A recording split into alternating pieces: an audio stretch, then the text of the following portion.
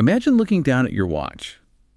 You see the second hand sweeping around the dial, and it's completely normal. Time is ticking forward exactly as it should. But then you realize something totally impossible. Oh, boy. Yeah.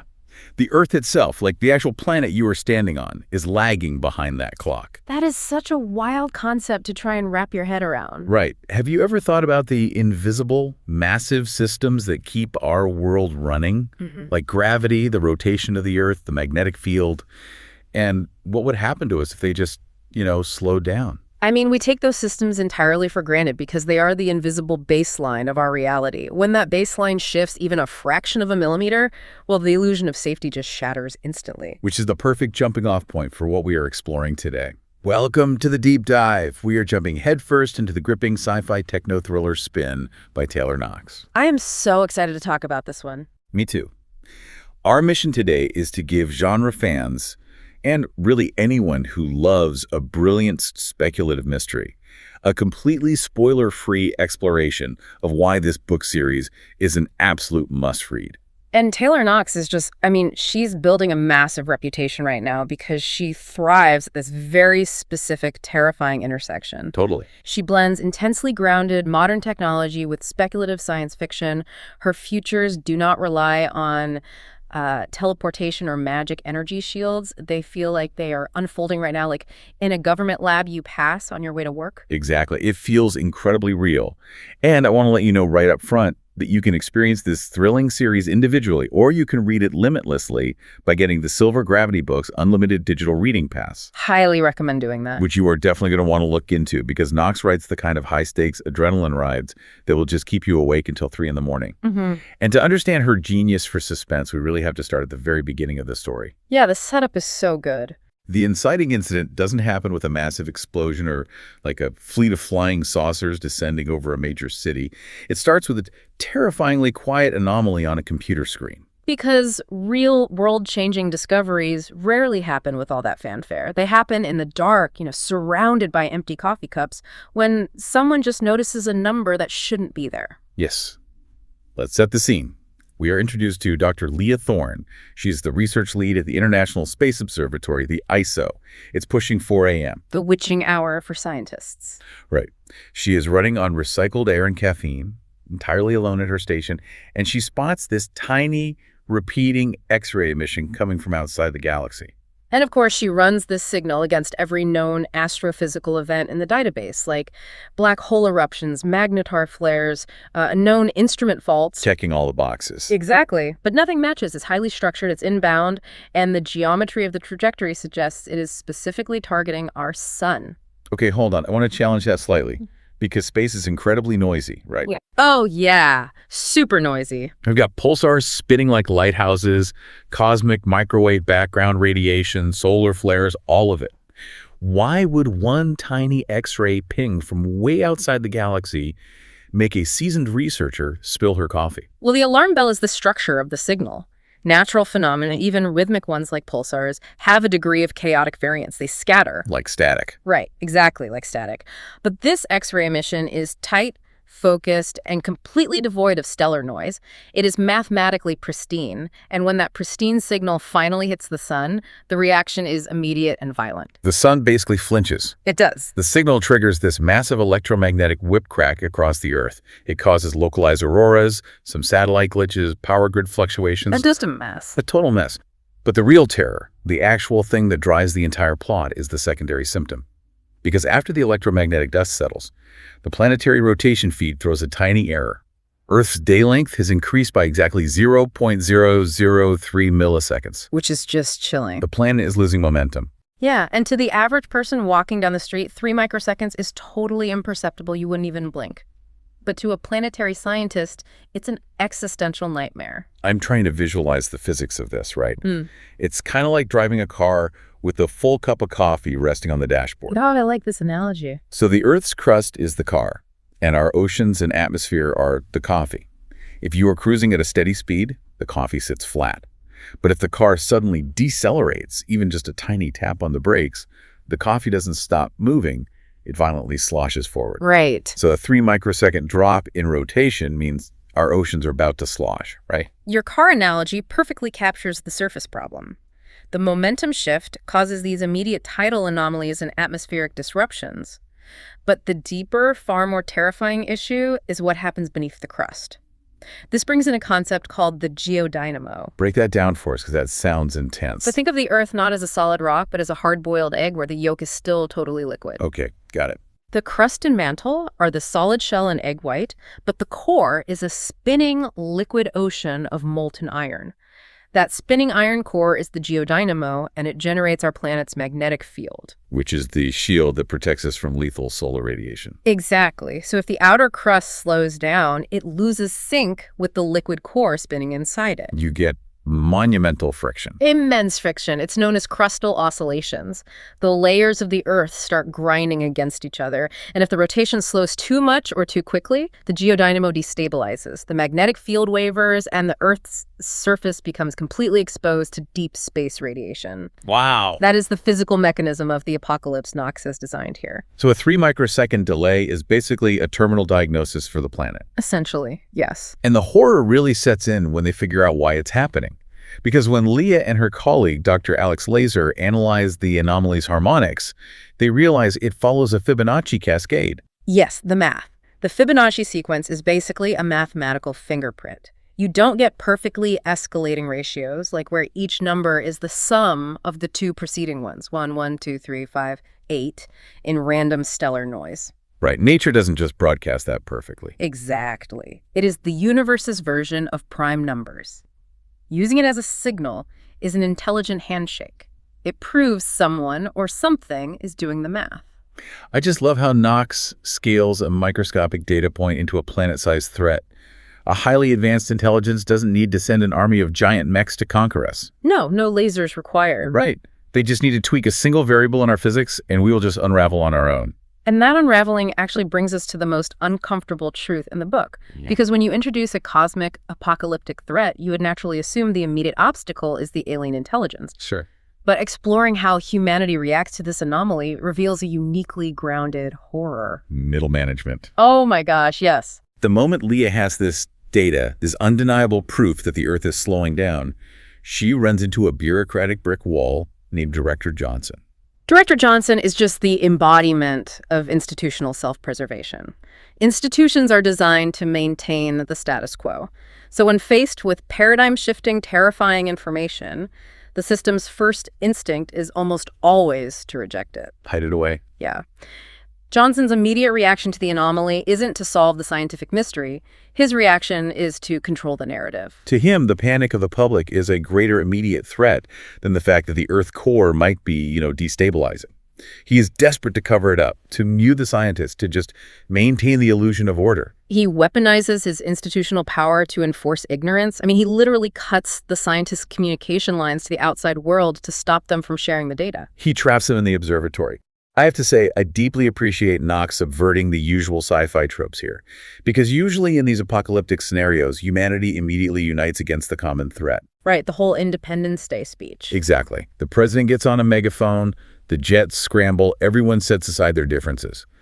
But the bureaucratic red tape and spin feels so much more realistic. It really does. We've all had a boss who wanted to sweep a major problem under the rug just to make the quarterly report look good. This is basically office politics scaled up to the end of the world. Knox is making such a brilliant point about the tension between institutional control and scientific truth. And Johnson knows he can't just fire Dr. Thorne without causing a huge scene, so he attacks her credibility. Oh, that part was so frustrating to read. Right. But unfortunately for Leah, she has already handed him the perfect weapon. Because her backstory is devastating. Years ago, Leah made a public decimal error that delayed a major Mars mission by 1.5 years. She became an academic pariah.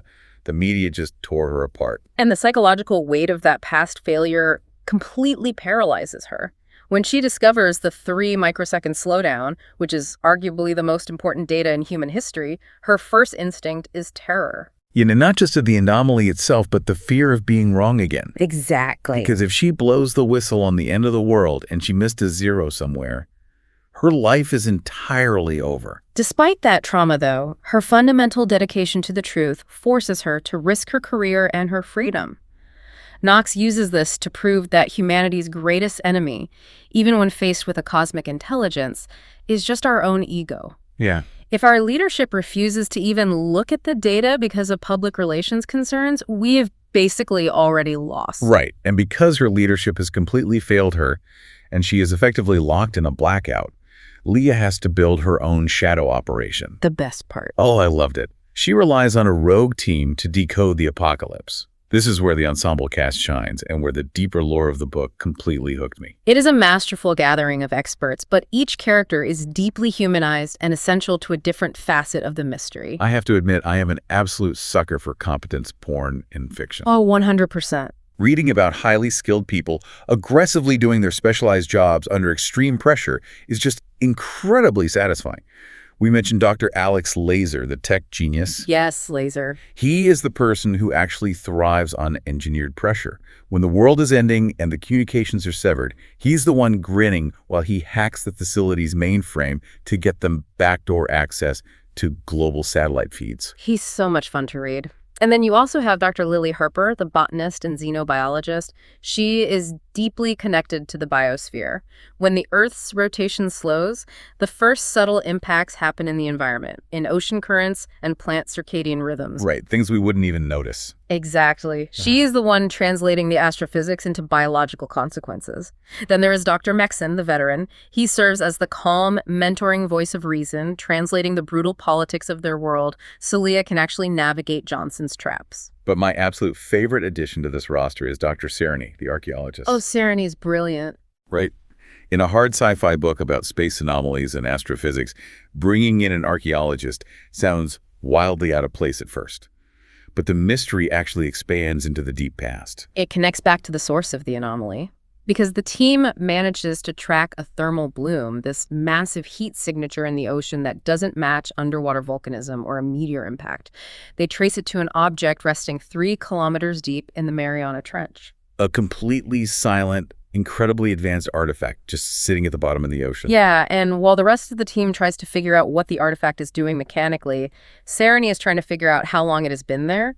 She connects the planetary slowing to ancient human myths. Which is so cool. She pulls up Sumerian clay tablets and, remarkably, Andean quipu knots.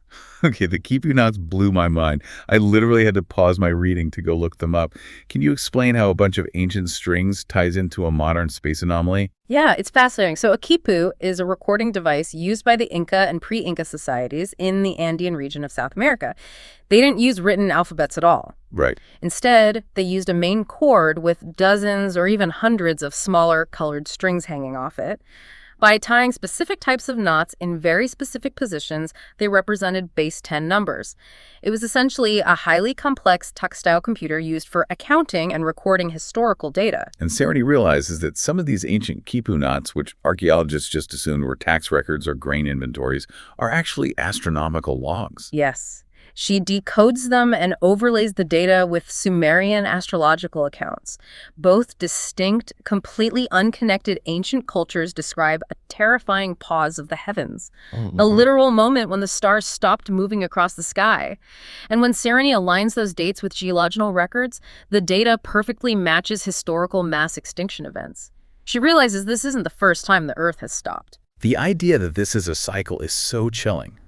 12,000 years ago, someone watched the sky stop turning and desperately tied knots into a string to leave a record for the future.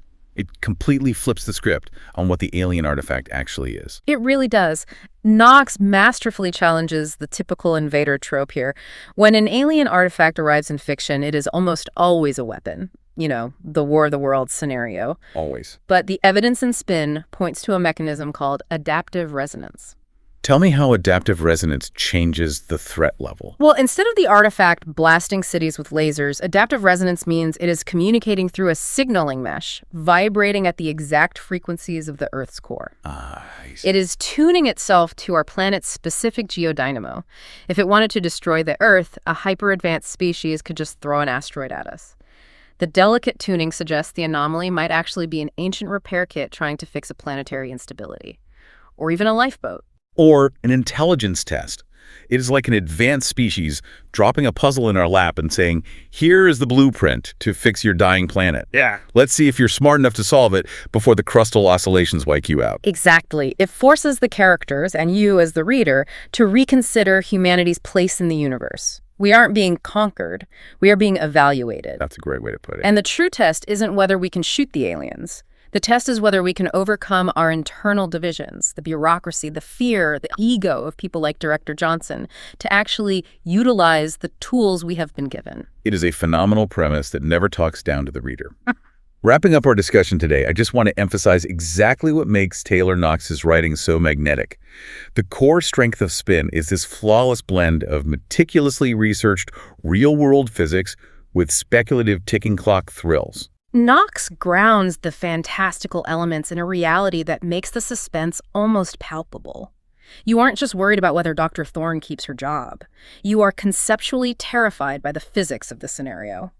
Once you understand the mechanics of the geodynamo and momentum, the threat feels incredibly tangible. Absolutely. And a quick reminder that you can dive right into this gripping universe with the Silver Gravity Books Unlimited Digital Reading Pass. It is the absolute perfect way to binge the series. Oh, for sure. You're going to want to binge it. Take my word for it. Once the Earth's rotation starts ticking down in that first book, you're going to need the sequel immediately. The pacing is relentless, but the story also leaves you with profound philosophical questions about our own fragility. It really makes you reflect on the invisible systems holding our daily lives together.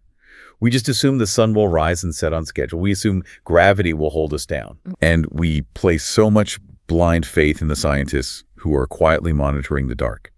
The people sitting in observatories at 3 a.m., keeping watch while the rest of the world sleeps, just trying to make sure the math still adds up. It is a stark reminder of the immense responsibility borne by those who understand the mechanics of our reality, and how easily that reality can be ignored by those in power.